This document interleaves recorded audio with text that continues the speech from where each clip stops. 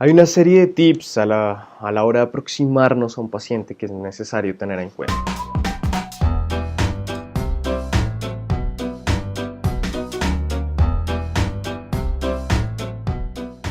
Digamos, en primera instancia, importante observar todo claramente.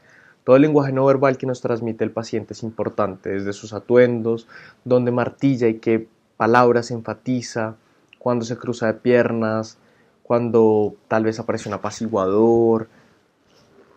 Todo ese tipo de cosas es importante, la tensión corporal, si está inclinado o no, si está reservado o no. Cada detalle en su lenguaje no verbal es importante y nos van dando pistas de un posible diagnóstico. En segunda instancia, es importante hacer un hook con el paciente. Apenas el paciente entra, no vamos a empezar con el examen mental y preguntarle si está ubicado en las tres esferas, empezar a notar si es euproséxico o no, preguntarle si alucina o no. Ese tipo de preguntas van más o menos en la mitad de la entrevista. Lo que uno hace apenas entrar al paciente es crear un hook con él, eso significa un gancho. Encontrar una empatía donde el terapeuta y el paciente se sientan cómodos, un tema que puedan hablar mutuamente. Ahora sí, después de haber superado esas barreras iniciales de la desconfianza y haber podido abordar al paciente, ahora sí se empieza con la guía del examen mental. Este examen mental y esta entrevista en general es importante tener en cuenta que se hace una pregunta a la vez. Cada vez que se formule la pregunta, se debe dar el espacio y el tiempo para que el paciente responda a la pregunta. Con total claridad, no se le debe atacar con más de una pregunta a la vez. Es decir, ¿escucha usted voces cuando está solo? Se espera que el paciente responda sí, no. Lo que no se debe hacer es, ¿escucha usted voces cuando está solo? Tan claras como mi voz, ya son dos preguntas. Y el paciente no sabrá qué responder, sí, sí, no, bueno.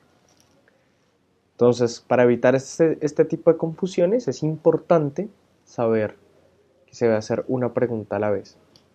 En el arte de la entrevista, es un hermoso libro publicado en Barcelona, ya tiene algunos años, del 96, se dice que se debe evaluar desde el momento en el que el paciente nos da la mano, con qué fuerza aprieta, cuánto tiempo tarda en reaccionar, hacia dónde está mirando, el seguimiento de normas culturales, todo este tipo de cosas, dice su autor, que es muy importante revisarlas, pero también dice que es muy importante revisar y estarse automonitoreando uno como terapeuta todo el tiempo para saber hacia dónde se dirige la entrevista. Con pacientes maníacos es muy frecuente que la entrevista trate de descuadrarse y de salirse de campo constantemente. Así que es particularmente importante que el terapeuta mantenga la línea de la entrevista. El terapeuta dirige la entrevista y es el terapeuta el que decide hacia dónde se va con la entrevista, no el paciente. Digamos que en orden serían observación, gancho o empatía, dirección de la entrevista al mismo tiempo que se mantiene la norma de una pregunta a la vez.